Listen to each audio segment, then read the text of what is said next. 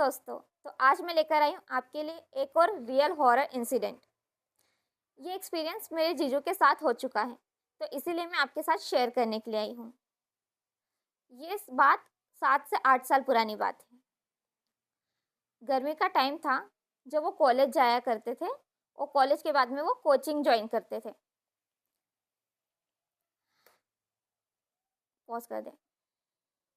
जब वो first year और सेकेंड ईयर जब जाते थे कॉलेज में, जब वो मार्केट में जो कोचिंग थी वहाँ पे जाया करते थे। जब वो फर्स्ट और सेकेंड ईयर में थे, जब वहाँ पर मार्केट में एक कोचिंग थी, वहाँ पर जाया करते थे।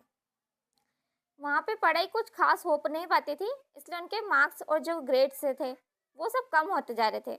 उनके मार्क्स कम होते जा रहे थे। उन्होंने सोचा कि मैं थर्ड ईयर से न्यू कोचिंग ज्वाइन कर लूँगा। अब जब उन्हें कोचिंग मिली तो सारी बैच फुल थी। जो भी आसपास उन्होंने पता लगाया, जो भी टॉप कोचिंग्स थी वो सब फुल हो गई थी, उनकी बैच पूरी भरा गई थी। उन्होंने सोचा कि मैं एक काम करता हूँ, शहर से थोड़ा आउटर साइड में पड़ता है, जो जो कॉलोनी आउटर साइड पड़ती है, उधर भी एक कोचिंग थी उनके पहचान में। तो उन्होंने सोचा कि मैं वो वाली कोचिंग को ज्वाइन कर लेता हूँ। जो सर कोचिंग पढ़ाते थे वो भी जॉब करते थे, तो वो शाम की शिफ्ट लिया करते थे कोचिंग की, जो थी 7 से 9 की। उन्होंने हाँ कर दी कि वो शाम की शिफ्ट में जाया करेंगे। अब जैसे ही उनका थर्ड ईयर स्टार्ट हुआ, वो कॉलेज जाते थे 10 से 5। कॉलेज जाते थे, फिर शाम की शिफ्ट में कोचिंग चले जाया करते थे। ऐसा सिलसिला चलता रहा थोड़े दिनों तक। और वो जो एरिया था जहाँ पे कोचिंग थी उनकी, जहाँ पे वो थर्ड ईयर में कोचिंग जाया करते थे, वो एरिया बहुत आउटर साइड पे पड़ता है। वो एरिया के पास में रेलवे क्रॉसिंग है, और उसके ही रेलवे क्रॉसिंग के जस्ट सामने एक हॉलिटिनिटी चर्च है। उससे थोड़ी दूर एक कब्रिस्तान था। ठीक उससे थोड़ी दूर एक कब्रिस्तान था। वो कब्रिस्तान के और हॉलिटिनिटी चर्च के पास ही में एक छोटा सा काली माता का मंदिर भी था। उसी के आसपास उनकी कोचिंग भी थी, तो उसी रास्ते से उनको होकर वहाँ जाना पड़ता था कोचिंग में। अब वो कुछ दिनों तक तो कोचिंग अच्छे से जाते थे। उनका कोई फ्रेंड सर्कल भी नहीं था जो उनके साथ में कोचिंग जाया करे और वहाँ से आ सके साथ में रात में। तो वो अकेले ही जाया करते थे कोचिंग। और वो जो उनका जो कॉलेज था, वो सेम शहर में नहीं जाते थे, दूसरे शहर में जाते थे, उज्जैन जाते थे। देवास से कॉलेज उनका उज्जैन में था। तो वो उनका फ्रेंड सर्कल भी वहाँ से नहीं, वो वहीं पे कोचिंग कर लेता था। तो उनका यहाँ कोई दोस्त नहीं था जो साथ में चला जाए उनके साथ में। तो कोचिंग अकेले ही जाया करते थे। जाते जाते उनको थोड़ा टाइम हो गया, 2 ढाई महीने हो गए।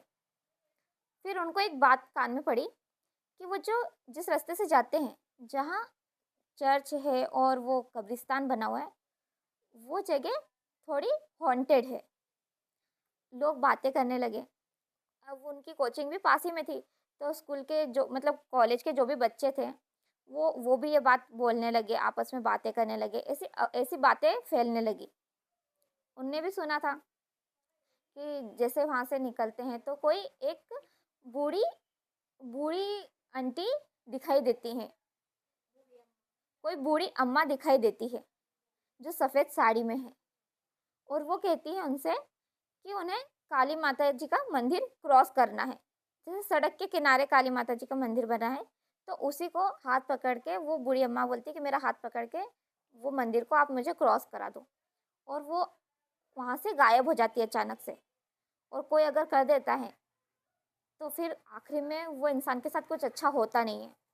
ऐसी बात उन्होंने सुन रखी थी।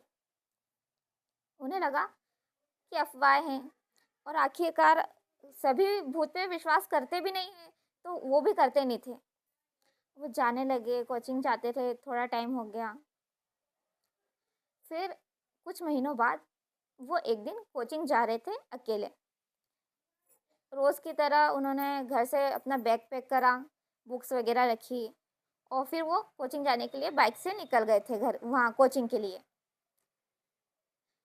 अब जैसे मैंने आपको बताया कि वो कोचिंग जो पड़ती है बहुत आउटर साइड पे पड़ती है, तो जाते जाते उन्हें लेट हो गया था। तो जाते, जाते, जाते, जाते 7 बजे गए और फिर है ना उन्होंने मतलब जब वो लेट गए थे, तो उस सर ने उस दिन उनको थोड़ा टाइम रोक के रखा था क्योंकि उनकी एग्ज़ाम आने वाली थी पास में। तो उन्होंने बोला था कि एक्स्ट्रा क्लासेस ले लेते हैं, तो है ना ज़्यादा से ज़्यादा 10 बज जाएगी, तो 10 बजे आप सारे स्टूडेंट्स साथ में निकल जाना। तो उन्होंने भी बोला ठीक है, एक्स्ट्रा पढ़ाई हो जाएगी, मार्क्स अच्छे आ जाएँगे क्योंकि उनके ग्रेड्स गिरने लग गए थे जहाँ वो पिछली कोचिंग जाते थे मार्केट में, वहाँ कोई ख़ास पढ़ाई नहीं होती थी तो। फिर है ना वो कोचिंग जॉइन कर ली उन्होंने, रात के 10 बज गए। 10 बज के वो सर ने पढ़ाना स्टॉ सर ने बोला कि 10 बज गई है, अब आप जा सकते हैं घर के लिए। उन्होंने अपना बैग पैक करा, बैग पैक करने के बाद में वो कोचिंग से निकले और गाड़ी से घर आ रहे थे। गाड़ी चलाते-चलाते बहुत टाइम हो गया, मतलब दूर थी कोचिंग उनके घर से वो काफ़ी। तो वो कुछ बच्चे आते थे, तो वो साइकिल से आते थे, कोई बच्चे पैदल आते थे और कोई गाड़ी से। तो जो बच्चे जो उनकी शिफ्ट में उनके साथ में थे, रात में कोचिंग में, वो बच्चों की छुट्टी हुई। तो वो बच्चे अलग कॉलोनी में रहते थे, तो वो उधर से ही निकल गए थे उनके घर के लिए। पर उनको अकेले को उनको आना था इस साइड, जो उनका चर्च पड़ता है और जो कब्रिस्तान पड़ता है, उसको क्रॉस करके उन्हें घर जाना था।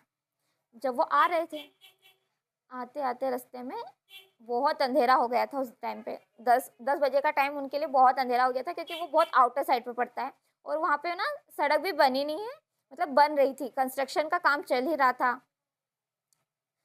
ट्रक वगैरह खड़े हुए थे और मतलब वहाँ कोई कोई इंसान चलता नहीं है और टाइम बहुत गर्मी का था। अब आपको तो मालूम भी है गर्मी में कोई चलता नहीं इतना, शाम को भी कोई लोग वॉक पे निकलते हैं तो मेन रोड पे या अपनी कॉलोनी में ही निकलते हैं, पर वो बहुत आउटर साइड था, तो वहाँ कोई भी दिख नहीं रहा था उनको। वो सिर्फ़ अकेले एक गाड़ी चला रहे थे, वो सिर्फ़ अकेले एक गाड़ी चला रहे थे।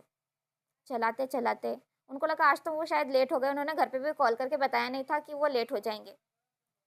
वो आ रहे थे गाड़ी से चलते-चलते, गाड़ी चलाते-चलाते वो आ रहे थे। फिर उन्हें एकदम से वो चर्च पड़ा। चर्च के अब पहले कब्रिस्तान पड़ा। कब्रिस्तान के बाद में चर्च पड़ा और वहीं पर उनको लगा कि सामने कोई एक बूढ़ी अम्मा खड़ी है और वो स्पीड में थे क्योंकि लेट हो चुका था तो वो स्पीड से गाड़ी चला रहे थे। तो ऐसा लगा कि वो बूढ़ी अम्मा उधर से दौड़ती हुई आ रही और दौड़ती हुई आई वो बूढ़ी अम्मा उधर से और इनकी